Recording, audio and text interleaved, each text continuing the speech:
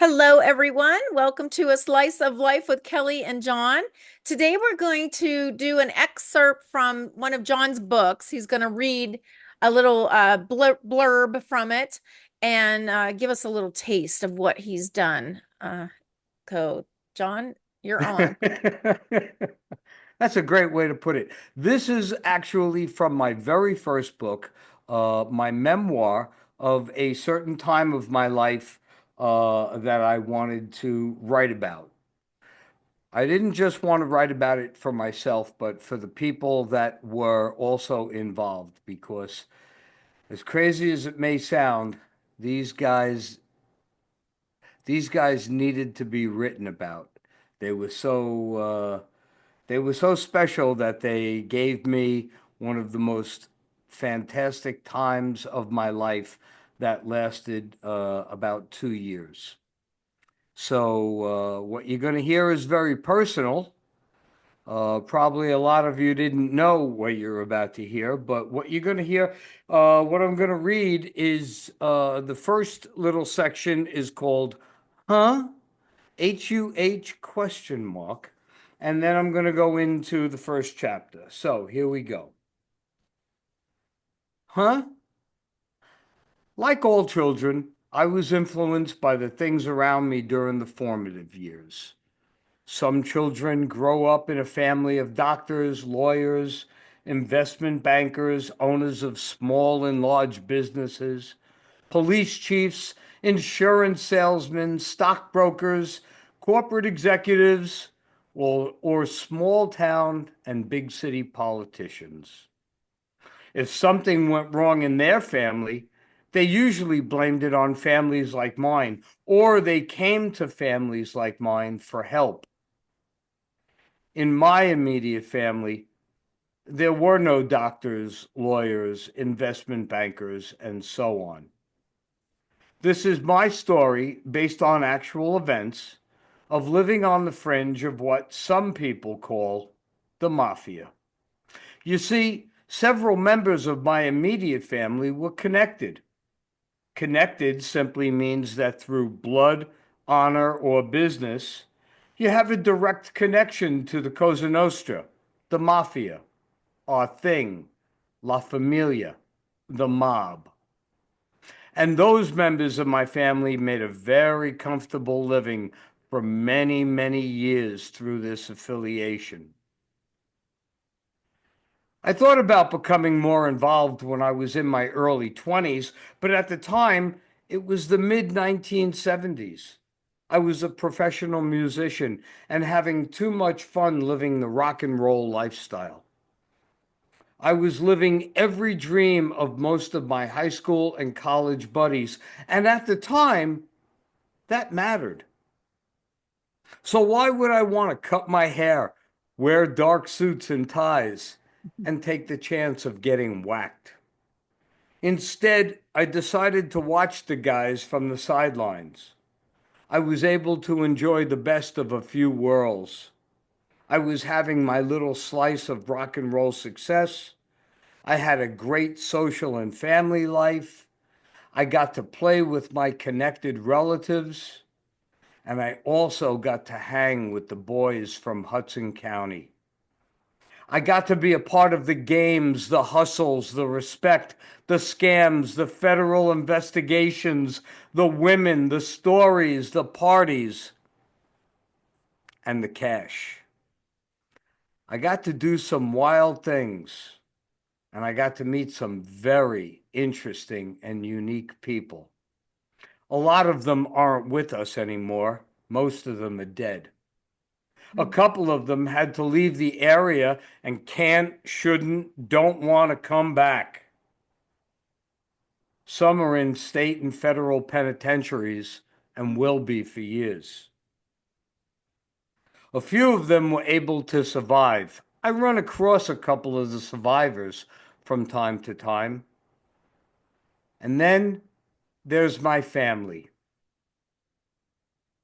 Round one. Christ, I hate flying, especially after all the time I spent in the air since the early 1970s. It was Friday, October 9th, 1998. It would have been John Lennon's 58th birthday. There I was, sitting alone in the back of a nine-passenger stretch, clad in jeans, a pair of sneakers, and a knitted sweater that I picked up in Laguna Beach a few weeks earlier. I opened the rear window, slid on my sunglasses, looked outside, and lit a joint as the limo headed down New Jersey's Garden State Parkway to get me to Newark International Airport for my 9:35 a.m. flight. I was never very good with alcohol, so an occasional joint always took off the edge when I was on my way to the airport. Besides, it was only 8 in the morning, much too early for a martini. And as part of my job, I had to fly a lot. At the time, I was working for a very large New York insurance company. When I was hired, they wanted someone to work with a market that most corporations and conglomerates have problems relating to: unions. This particular trip was to oversee the company's presence at the largest public employee benefits convention in the country.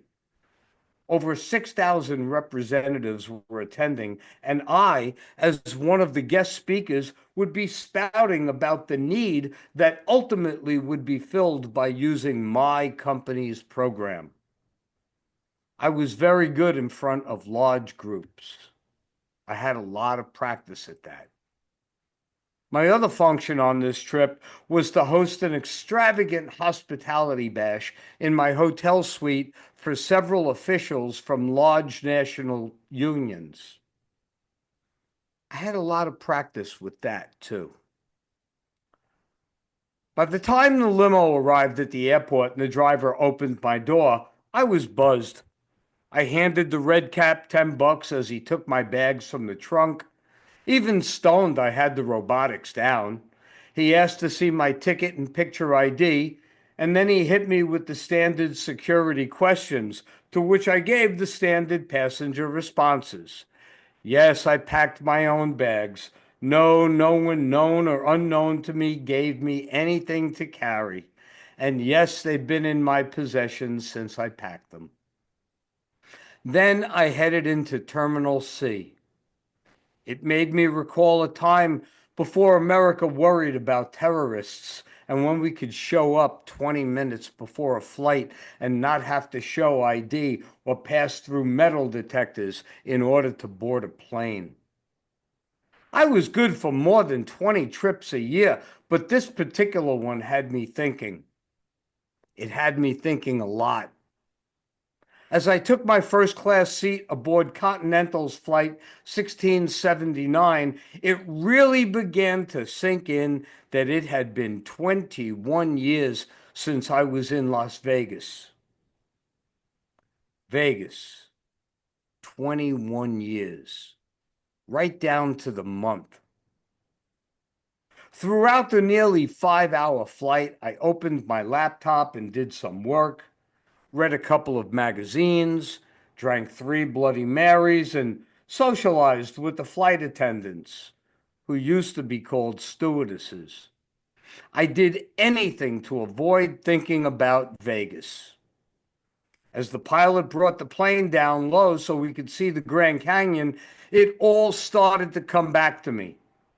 When we passed over Lake Mead and the Hoover Dam, I knew it was less than a half hour before I'd be hearing those high-pitched bells of the slot machines in the airport. Business would only keep me here for 3 days. So why did I make plans for 6? Because of family.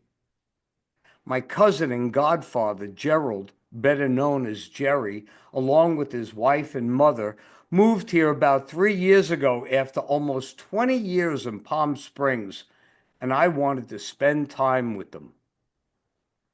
If there was anyone that I'd want to be in Vegas with, it would be Jerry.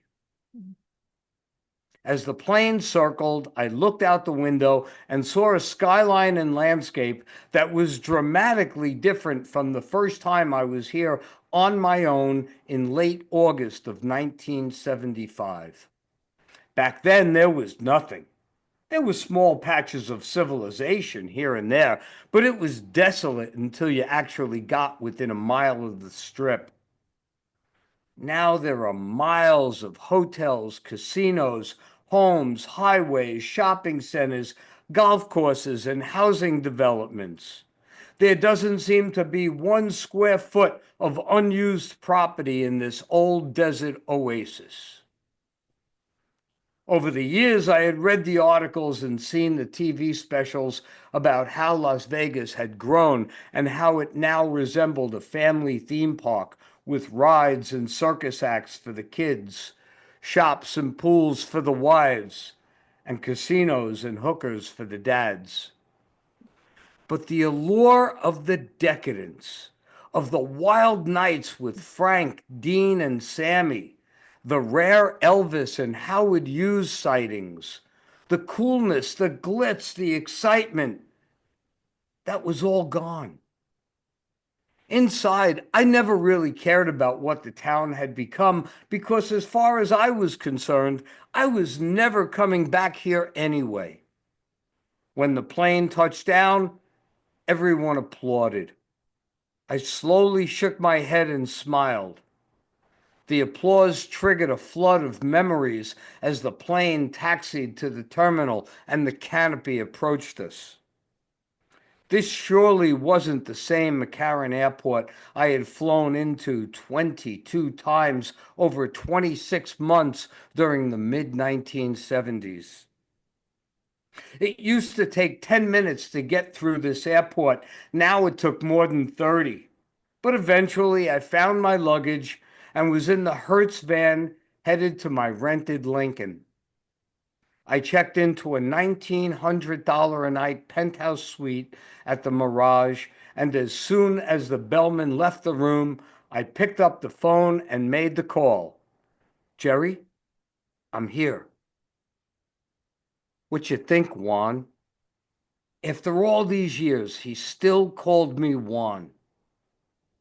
It's changed since the last time you saw it, huh? He asked as I opened the remote controlled curtains to look out over the strip. I let out a small, nervous laugh. Only Jerry knew what that laugh meant. Vegas, for me, existed in a previous lifetime. It was October of 1977. My last memory of this town was the morning two towering, well-dressed muscle men and their equally well-dressed boss introduced to me simply as Mr. Smith, escorted me into a waiting limousine. As I slid into the rear seat, Mr. Smith sat in the front with the driver. His men sat on each side of me. No one was smiling. We only drove for about 15 or 20 minutes before we were surrounded by sand and brush. The car pulled off the paved road and continued on the sand for about a half mile before stopping. The odd part was that the low skyline of the strip wasn't that far away. Mr. Smith got out and opened the passenger side rear door. The driver stayed in the car as Mr. Smith, his guys, and I stood in the morning sun. Mr. Smith looked me in the eyes and asked, "Any idea why I brought you out here?" I returned his gaze and replied, "Nope, no idea." With that, one of Smith's men pulled out a pistol and held it to my head. I heard the hammer make 2 clicks as it was pulled back. I knew this was a bad sign. I was still staring at Mr. Smith as he looked at the gunman and slowly smiled. I kissed my ass goodbye. The gun was fired, but I was still alive. My brains weren't part of the desert floor. The gunman moved the barrel and sent a round into the sand. Apparently, they had other plans for me. Mr. Smith, now flanked by the steroid twins, came close to me and pushed his finger deeper into my chest. And with each word as he told me, "Get your ass out of Vegas and get back to Jersey on the next plane. Because if you're not out of your room and out of Vegas by noon, your body will be in a hole in this desert by tonight, and they'll never find you. And tell Casiano to keep Tommy Dolan out of this town. How long did he think we were going to let you take our money? Now walk your guinea ass back to the hotel, pack your shit, and disappear." Then he signaled his men. The gunman grabbed me from behind. The other punched me in the stomach. I collapsed against the limo and slid to the ground as Mr. Smith turned and slid into the back seat. His boys stared at me as if they were taking a mental picture, and then, one at a time, they followed their boss. The limo pulled away, leaving me in a cloud of dust and with a lot to think about. Now, Vegas is a place to bring your family. In front of my hotel, there was a man-made volcano with scheduled eruptions. Bugsy Siegel never would have believed this. Thank you. Whoa. So that really happened to you? Yes, this is a memoir. A gun to your head? Oh my gosh. Oh, and if you read the book, it happened a few times. Oh my gosh, John. Well, Okay. Well, we'll put growing a up, link to where people can buy the book if they want to hear more. there you go. You can always go to John Demore, JONDAMORE, johndemore.com. Yeah, we'll put a You link. can buy it there and you can get a signed copy, or you could buy it from Amazon, ebook, audiobook, or regular print book, and it just won't come signed. So thank you for that. Yeah, at johndemore.com you can also buy other books there too, his other books. But whoa, this left me hanging. Well, I would guess you're still alive, so Yeah, things worked but out okay still, for me. Not some other people, but I would pretty. like to know why they're holding a gun to your head. So I'm gonna have to read the book. There you go. Yeah, well, thanks for sharing that. Very interesting, John. Very My interesting. pleasure. Thank you.